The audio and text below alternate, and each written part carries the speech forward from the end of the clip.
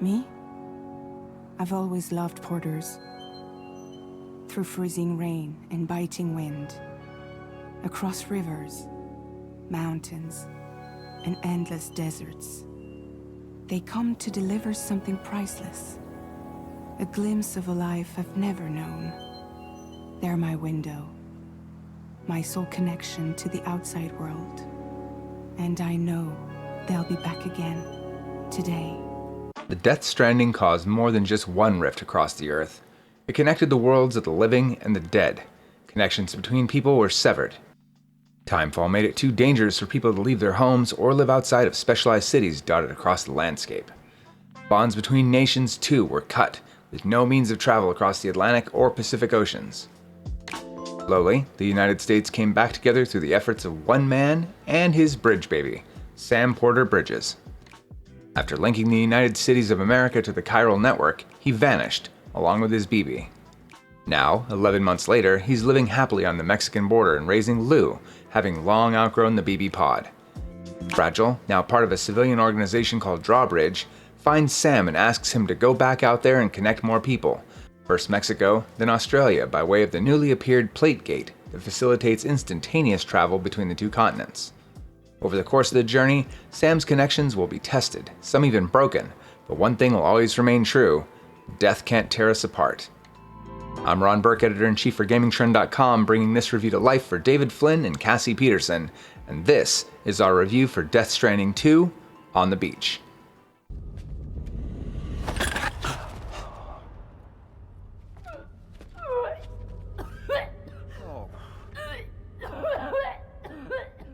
All good in there?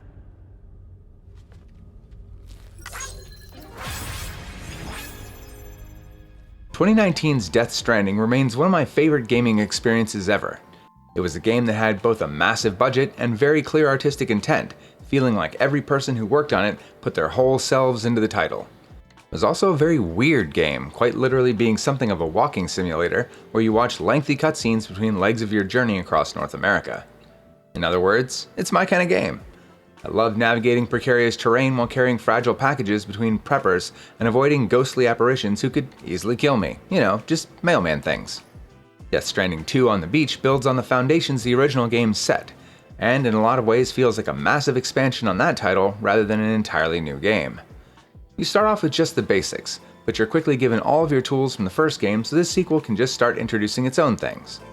It's very streamlined, making every task faster and more convenient with reworked menus and tighter controls. However, it does feel like, in making the experience smoother, some of what makes it so interesting and fun has been shaved off. For example, BTs are pretty rare to come across, and you can actually see them now rather than having to rely on your Odra deck for clues on where and how close they are. They're such a non-issue that I just drove right past them most of the time. You gain access to vehicles very early on in the game, but before then, I stole an armed survivalist truck, and used that to make deliveries until I unlocked the ability to make my own trucks. After 4 or 5 hours of playing the game, I never really had to walk anywhere again. A lot of that is due to Australia's terrain. There aren't any big cliffs or crevasses that you can't easily drive off or around. When I needed to traverse the big mountain at the center of the continent, I assumed this was going to be a real test of my on-foot traversal, but surprisingly, a few missions later I discovered I could still very easily just drive everywhere. Walking is actually detrimental to you, as a covered pickup off-roader will protect your cargo from timefall damage and allow you to pick up lost cargo just by driving near it with the right attachments. Even playing on Brutal, the hardest difficulty, I was constantly getting S ranks for just about every delivery. Even with that in mind, I still loved playing Death Stranding 2. There's still nothing quite like these games out there, especially with all the structures, signs, and requests that appear once you connect an area to the chiral network. Setting up a charging station, watchtower, or bridge knowing that other players will make use of them just feels good, as does using those things other people have built for themselves. Even after the servers went down about 10 hours before I finished the game, I still felt some connection to all those strangers who helped me get this far in the first place. The game became a bit more difficult when their creations stopped appearing in my game, but I still found myself setting things up for when the servers go live again, as anything you build or change in the world will affect other players' games. Adding materials to roads that I really wouldn't benefit from, placing signs to warn people about difficult terrain or BTs, or just fulfilling the odd request for weapons or gear. just to make the journey of those who come after a little bit easier. Even with the world so incredibly bleak right now, Death Stranding 2 gives you that little bit of hope for humanity. That was one reason you got more. Connection is really what Death Stranding is about. The first game was all about finding connections in a world that wanted you to remain alone. It was shown directly through Sam's quiet demeanor and aphanphosmophobia, or fear of being touched. On the Beach asks, should we have connected? The connections we form, whether good or bad, will inevitably hurt everyone involved through betrayal, simple disagreements, or death. Is connecting with other people worth it, despite the pain that they will bring?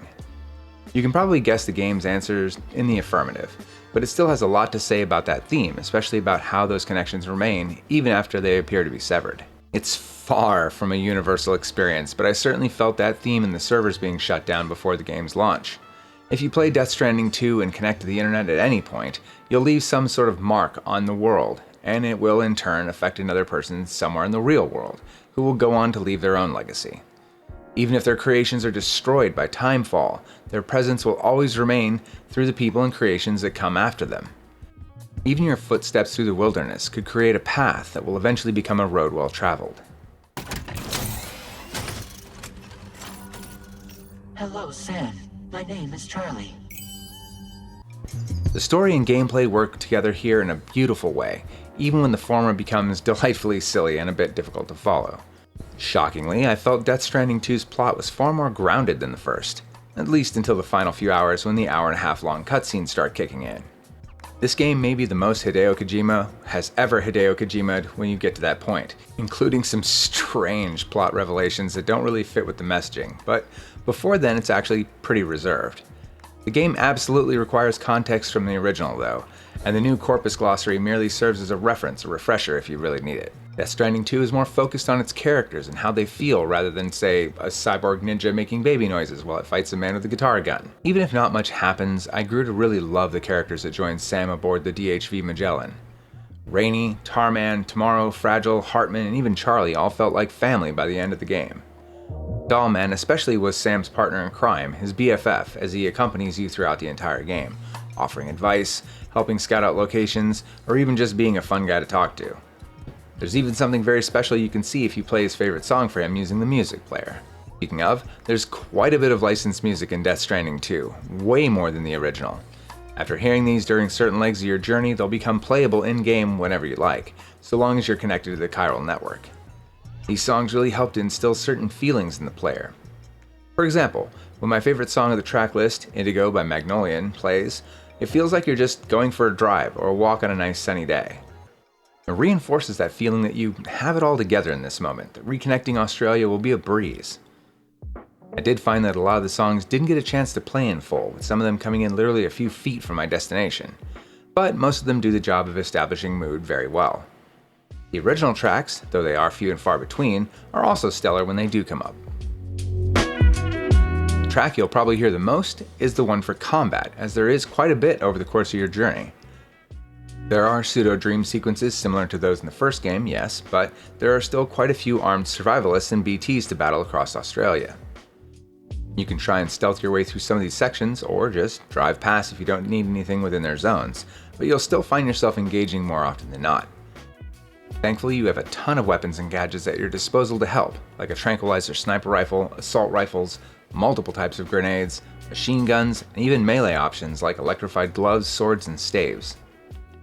Combat and stealth are incredibly satisfying, though the dream sequence shootouts are of course the highlight, with how each one presents a unique scenario. There are some fun boss fights against ghost mechs and BTs as well. Combat feels like where the game put a bit more focus this time around, rather than traversal. While I would prefer more of the latter, the former is certainly a blast.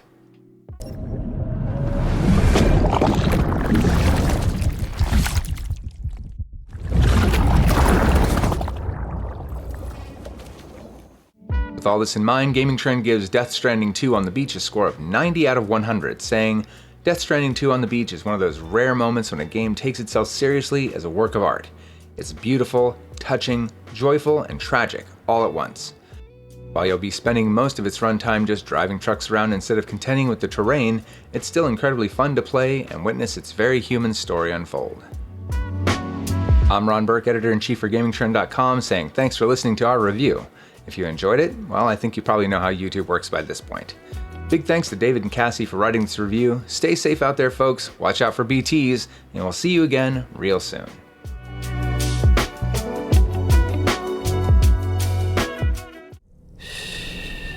That's it. Everything's okay. No. Please don't shake the baby.